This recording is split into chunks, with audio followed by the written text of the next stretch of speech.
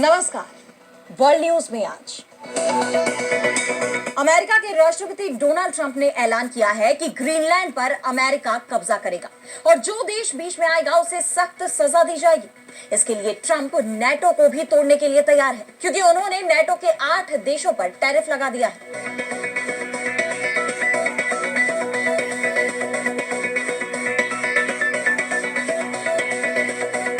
हमें हर हाल में ग्रीनलैंड चाहिए, डोनाल्ड ट्रंप ने जिद पकड़ ली है। तो यूरोप ने भी साफ कह दिया है कि धमकी किसी और को दे, हम तुम्हें ग्रीनलैंड नहीं देंगे। पूरा यूरोप ट्रंप के खिलाफ एकजुट हो गया है। यहां तक कि अमेरिका की हां में हां मिलाने वाला ब्रिटेन भी ट्रंप पर भड़का हुआ है। पूरा नेटो ही संकट में दिख रहा है। ट्रंप के टैरिफ के ऐलान के बाद सवाल ये भी उठ रहे हैं कि क्या नेटो हुआ खत्म, अलग हुआ अमेरिका।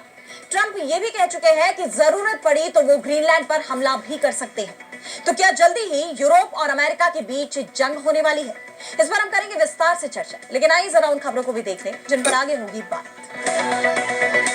ईरान में नए नेतृत्व का समय। अमेरिकी राष्ट्रपति ट्रंप ने पहली बार कही खामेनेई शासन के अंत की बात। सुप्रीम लीडर खामेनेई बोले ट्रंप के हाथ खून से रंगे।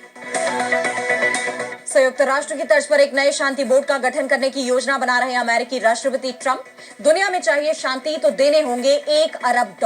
रूस और चीन इस प्रस्ताव का कर सकते हैं विरोध। नेपाल के पूर्व पीएम देवबा को लगा झटका। चुनाव से पहले देवबा के हाथ से छिन गई नेपाली कांग्रेस की कमान। चुनाव आयोग ने थापा के गुट को दिया आधिकारिक पार्टी का दर्जा। और चलते चलते में देखेंगे अंटार्कटिका की बर्फ में बनाया गया टाइम कैप्सूल, वैज्ञानिकों का मास्टर प्लान। इन सभी खबरों पर हम विस्तार से करेंगे बात, लेकिन पहले एक नजर हेडलाइंस पर। चीन अकेला ढूंढेगा मंगल ग्रह पर जीवन, अमेरिका ने डाले हथियार। नासा का परसिवियरेंस रोवर के जरिए मार्स सैंपल रिटर्न मिशन खत्म। पाकिस्तान में हवा जहरीली, सांस लेना हुआ मुश्किल। खतरनाक स्तर पर प्रदूषण, लाहौर में 450 के करीब रहा AQI। इंडोनेशिया में 11 लोगों को लेकर जा रहा ATR 42500 रीजनल विमान लापता। तलाश में जुटी सेना, एयरफोर्स के हेलीकॉप्टर, ड्रोन और जमीनी टीमें मौके पर पहुंची। सर्बिया में हजारों छात्रों का प्रदर्शन। प्रदर्शनकारियों ने चोर चोर के नारे लगाते हुए सरकार पर लगाया व्यापक भ्रष्टाचार का आरोप। हिरासत में लिए गए सैकड़ों लोग। Hey, my name is Jerry Norton, and in the next 30 seconds... तो अमेरिका के राष्ट्रपति डोनाल्ड ट्रंप ने इस बार सीधे सीधे नेटो को ही ललकार दिया है। यूरोप के 8 देशों पर 10% का टैरिफ लगा दिया है। जिन देशों पर टैरिफ लगाया गया है वो नेटो में शामिल देश है। जिन देशों ने ग्रीनलैंड की सुरक्षा का ऐलान किया उन सभी पर अमेरिका ने टैरिफ थोप दिया है।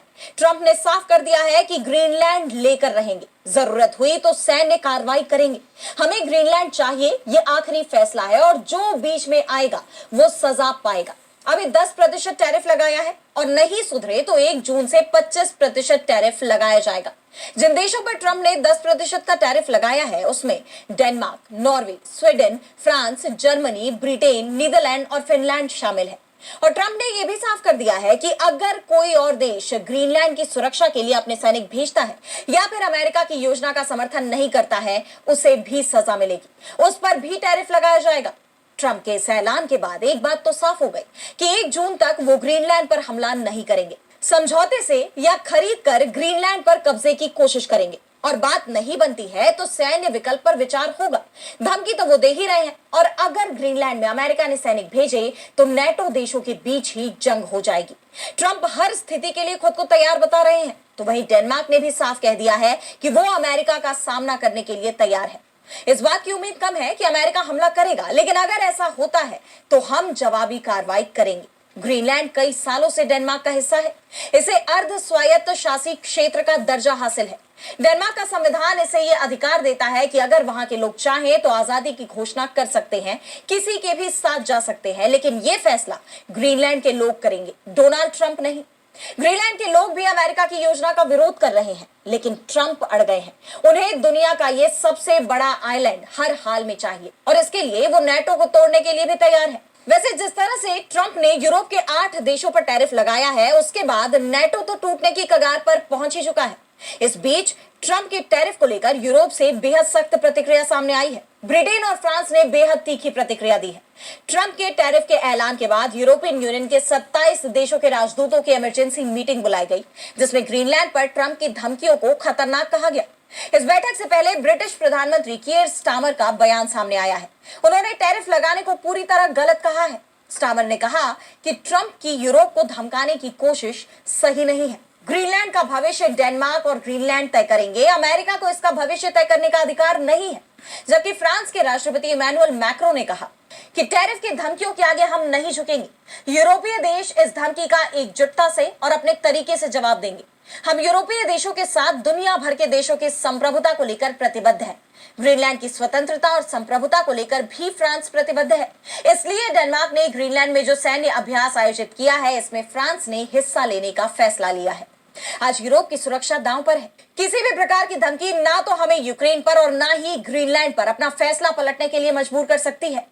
कनाडा ने भी इस मुद्दे पर यूरोप का साथ दिया है। ऐसे में सवाल ये उठ रहे हैं कि आखिर ग्रीनलैंड यूरोप और अमेरिका के लिए इतना जरूरी क्यों हो गया है। बात हम अगर ग्रीनलैंड की करें तो इसे दुनिया का सबसे बड़ा आइलैंड कहा जाता है। यह आर्कटिक का एक द्वीप है।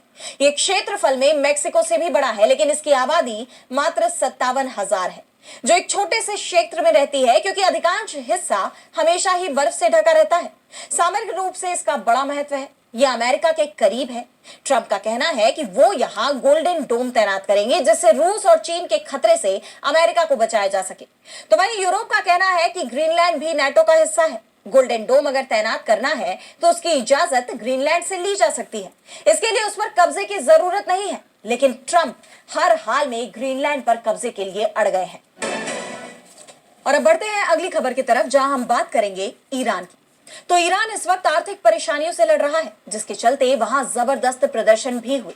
प्रदर्शनकारियों ने सीधे सीधे ईरान के supreme leader Ayatollah Ali Khamenei को चुनौती दी थी। तख्ता पलट की कोशिश की गई, लेकिन अब ये तूफान गुजर चुका है। खामेनेई जहां थे वहीं है।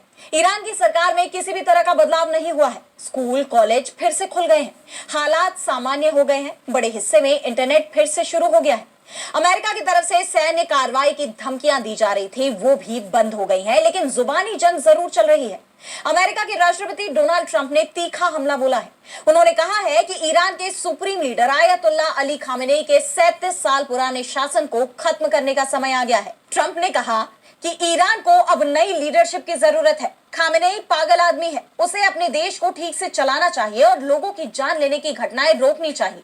उसके नेतृत्व में उसका देश ऐसी जगह बन गया है जहां कोई नहीं रहना चाहेगा। उनकी सत्ता दमन और हिंसा पर टिकी हुई है। खामेनेई का अब तक का सबसे अच्छा फैसला यह था कि 2 दिन पहले 800 से ज्यादा लोगों को फांसी नहीं दी गई। ईरान की लीडरशिप को देश को ठीक तरह से चलाने पर ध्यान देना चाहिए, जैसे मैं अमेरिका को चलाता हूं, ना कि हजारों लोगों को मारकर सिर्फ नियंत्रण बनाए रखने पर।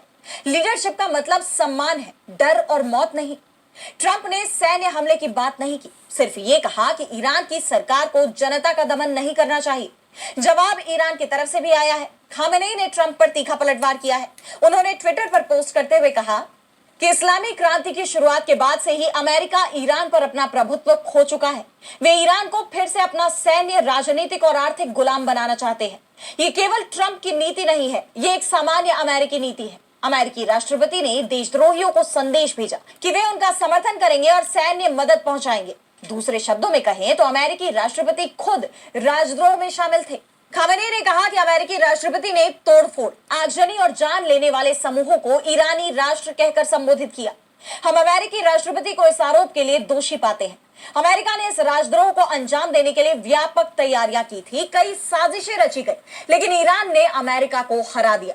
खामेनेई ने साफ कह दिया है कि ईरान अमेरिका के सामने नहीं झुकेगा।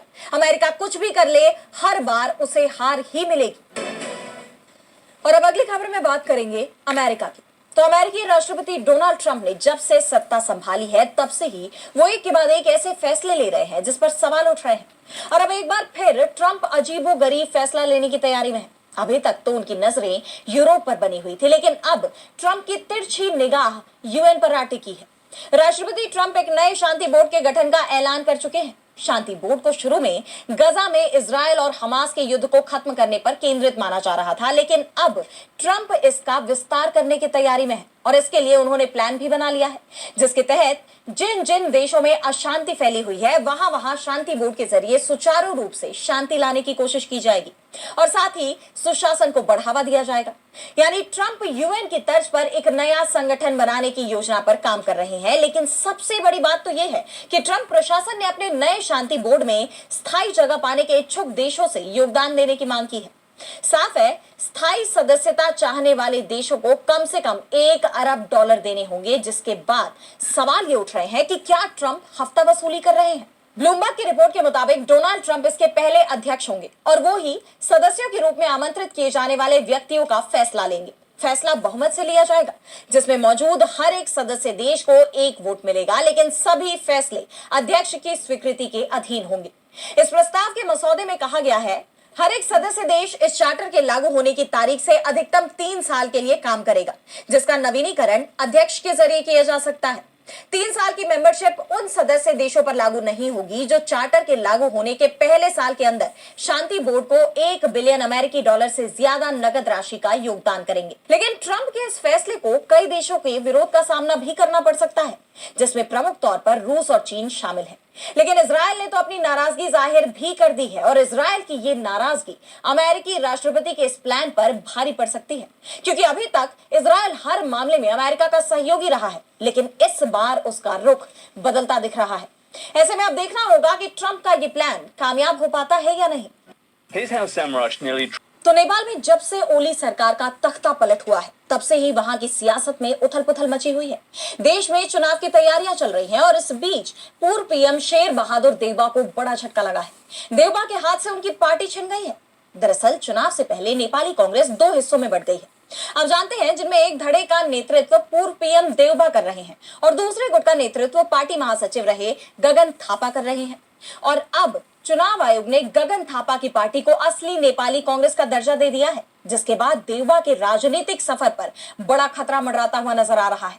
नेपाली अखबार द काठमांडू पोस्ट के मुताबिक कार्यवाहक मुख्य चुनाव आयुक्त रामप्रसाद भंडारी की अध्यक्षता में हुई बैठक में गगन थापा के नेतृत्व वाली पार्टी को मान्यता दी गई। चुनाव आयोग के इस फैसले का गगन थापा गुट ने स्वागत करते हुए खुशी जताई है।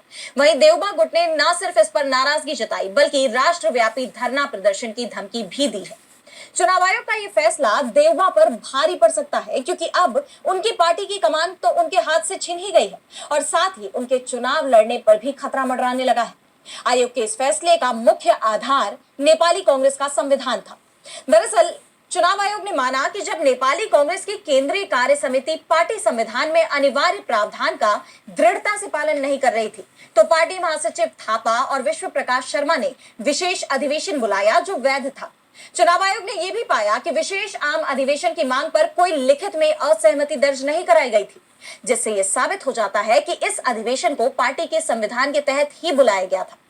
और अब नेपाली कांग्रेस में दोफाड़ की नौबत आई ही क्यों? अगर इस सवाल की बात करें तो इसकी प्रमुख वजह थी देश के युवाओं के अंदर पुराने राजनीतिक दलों के वरिष्ठ नेताओं के खिलाफ भड़का गुस्सा। आपको याद होगा कि ओली सरकार के खिलाफ किस तरह युवा सड़कों पर उतरे। देश में बढ़ते भ्रष्टाचार के खिलाफ जेनजी आंदोलन खड़ा हो गया। युवाओं में सिर्फ मौजूदा सरकार के खिलाफ नाराजगी नहीं थी, बल्कि वो पूरे पॉलिटिकल सिस्टम में ही बदलाव चाहते हैं। उनका मानना है कि जितने भी पुराने नेता पार्टी की कमान संभाले हुए हैं, वो ही इस भ्रष्टाचार को शह देते हैं। उन्होंने इनकी बर्खास्तगी की मांग की, उनके चुनाव लड़ने से बैन लगाने की मांग की, जिसके बाद नेपाली कांग्रेस में भी मतभेद शुरू हो गया। मार्च में होने वाले चुनावों को देखते हुए थापा ने देउबा से पार्टी अध्यक्ष पद से इस्तीफे की मांग की, लेकिन जब उन्होंने ऐसा करने से इनकार कर दिया तो पार्टी 2 गुटों में बढ़ गई। अब देखना यह होगा कि इसका आगामी चुनावों पर क्या असर पड़ता है। और अब चलते चलते मैं बात करेंगे बर्फीले टाइम कैप्सूल की। तो जरा सोचिए, अगर आज से 500 साल बाद कोई इंसान ये जानना चाहे कि 2026 में हम कैसी हवा में सांस लेते थे, तो उसे जवाब कहां से मिलेगा? और इसी को लेकर अब वैज्ञानिकों ने एक बहुत ही अहम मिशन को अंजाम देना शुरू किया है। वो दुनिया के कोने कोने से बर्फ के टुकड़े बटोर रहे हैं और उन्हें हमेशा के लिए अंटार्कटिका में सेफली प्रिजर्व कर रहे हैं, सहेज रहे हैं। और ऐसा इसलिए क्योंकि इन ग्लेशियर के टुकड़ों के अंदर काफी जानकारियां छिपी हुई हैं, जैसे सदियों पहले हवा की क्वालिटी कैसी थी, तापमान क्या था और बड़े ज्वालामुखी कब फटे थे। लेकिन ग्लोबल वार्मिंग की वजह से ये ग्लेशियर तेजी से पिघल रहे हैं। वैज्ञानिकों को डर है कि अगर ये पिघल गए तो इतिहास के तमाम सबूत, तमाम एविडेंस हमेशा के लिए खत्म हो जाएंगे। और इसीलिए मिशन के लीडर थॉमस स्टॉकर और उनकी टीम ने एक बर्फीला तहखाना यानी आइस आर्काइव तैयार किया है। इसे बनाने में पूरे 10 साल लग गए। ये अंटार्कटिका की सतह से 10 मीटर नीचे खोदी गई एक विशाल गुफा है, जहां तापमान -52 डिग्री सेल्सियस रहता है। और सबसे मजेदार बात यह है कि यहाँ ना बिजली की जरूरत है, ना किसी मशीन की। कुदरत खुद इन सैंपल्स को अगले कई 100 सालों तक सेफ रखेगी। वैज्ञानिक फिलहाल मोब्लांक जैसे पहाड़ों की बर्फ सहेज चुके हैं और अब उनकी नजर हिमालय, एंडेस और ताजिकिस्तान पर है। ताजिकिस्तान से तो 105 मीटर लंबा बर्फ का टुकड़ा निकाला गया है, जो किसी टाइम कैप्सूल से कम नहीं है। ये पूरी मेहनत फ्यूचर साइंटिस्ट यानी भविष्य के वैज्ञानिकों के लिए है। आज शायद हमारे पास वैसी एडवांस्ड टेक्नोलॉजी भले ही ना हो, लेकिन आने वाली पीढ़ियां इन आइस सैंपल्स की मदद से क्लाइमेट चेंज के ऐसे रहस्यों को सुलझा सकेंगी